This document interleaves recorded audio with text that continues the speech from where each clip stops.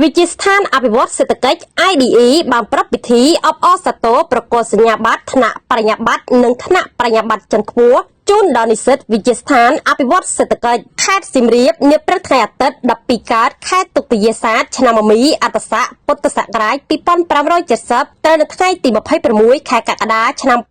2026វិទ្យាស្ថានអភិវឌ្ឍសេដ្ឋកិច្ច IDE បានប្រាប់ពិធីអបអរសាទរប្រកាសសញ្ញាបត្រថ្នាក់បរិញ្ញាបត្រនិងថ្នាក់បរិញ្ញាបត្រជាន់ខ្ពស់ជូនដល់និស្សិតវិទ្យាស្ថានអភិវឌ្ឍសេដ្ឋកិច្ចចំនួន183អង្គនាក់ក្រុមអធិបតីភាពដ៏ខ្ពង់ខ្ពស់អាដាមលីសម្រិទ្ធប្រធានក្រុមប្រឹក្សាភិបាលខេត្តសៀមរាបក្នុងឱកាសនោះដែរអាដាមបណ្ឌិតនេនចន្ទានាយកវិទ្យាស្ថានបានមានប្រសាសន៍ថាវិទ្យាស្ថានអភិវឌ្ឍសេដ្ឋកិច្ចជាវិទ្យាស្ថានឯកជនដែលទទួលស្គាល់ដោយរាជរដ្ឋាភិបាលតាមរយៈអនុក្រឹត្យលេខ51អនុក្របកចុះថ្ងៃទី6ខែមេសាឆ្នាំ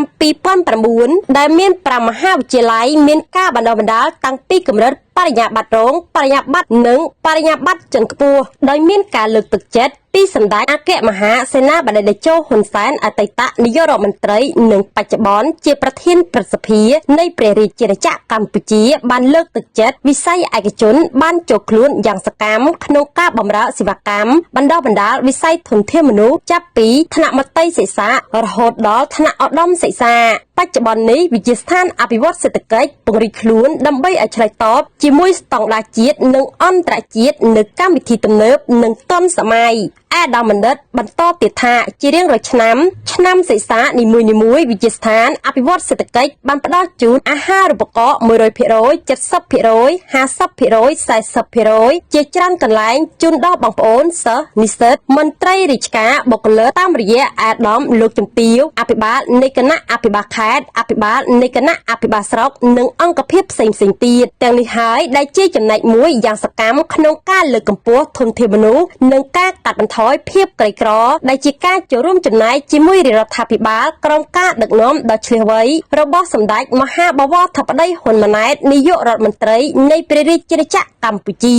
ជាថ្មីម្ដងទៀតអាដាមបណ្ឌិតបានបង្ហាញពីចំនួននិស្សិតដែលបានចុះឈ្មោះចូលរៀននិងកំពុងសិក្សានៅវិទ្យាស្ថានអភិវឌ្ឍសេដ្ឋកិច្ចក្នុងឆ្នាំសិក្សា2025-2026មានប្រមាណជាង1045អង្គនាក់ស្រីចំនួន645នាក់សាមណេរនិស្សិតប្រមាណជាង183អង្គនាក់ស្រី71នាក់ដែលបានបញ្ចប់ដោយជោគជ័យនាថ្ងៃនេះជាលើកទី2ហើយដែលវិទ្យាស្ថានបានរៀបចំពិធីប្រកាសសញ្ញាបត្រជូនសាមណេរនិស្សិតជ័យលាភី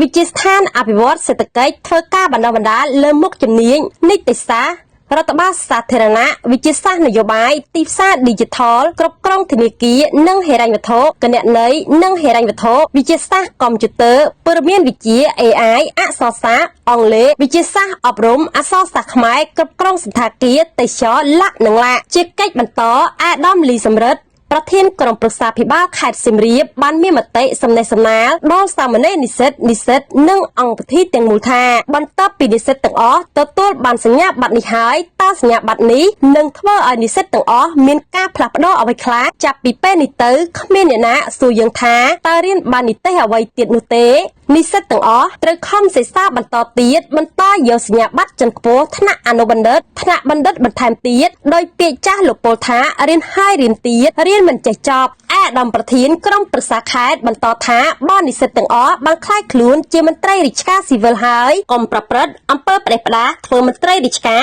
កុំយកម៉ោងពេទ្យធ្វើការងារក្នុងមួយថ្ងៃ8ម៉ោងទៅធ្វើការងារដើម្បីជាប្រយោជន៍ទៅខ្លួនចូលមើលនៅក្នុងលក្ខន្តិកៈមន្ត្រីរាជការស៊ីវិលនៃព្រះរាជាណាចក្រកម្ពុជានិងលក្ខន្តិកៈដោយឡែកមន្ត្រីរាជការក្រមថ្នាក់ជាតិមានចំណុចដែលត្រូវធ្វើនិងចំណុចដែលត្រូវហាមមិនត្រូវយកតួនាទីភារកិច្ចសិទ្ធិអំណាចរបស់ខ្លួនទៅកេងប្រវ័ញ្ចដើម្បីប្រយោជន៍ផ្ទាល់ខ្លួននោះឡើយជាចុងបញ្ចប់នៃកម្មវិធីអាដាមលីសម្រិទ្ធប្រធានក្រុមប្រឹក្សាភិបាលខេត្តសៀមរាបនិងអាដាមបណ្ឌិតនាយកវិទ្យាស្ថាននិងគណៈគ្រប់គ្រងវិទ្យាស្ថានប្រកាសសញ្ញាបត្រថ្នាក់បរិញ្ញាបត្រនិងថ្នាក់បរិញ្ញាបត្រជាន់ខ្ពស់ជូនដល់សាមណេរនិស្សិត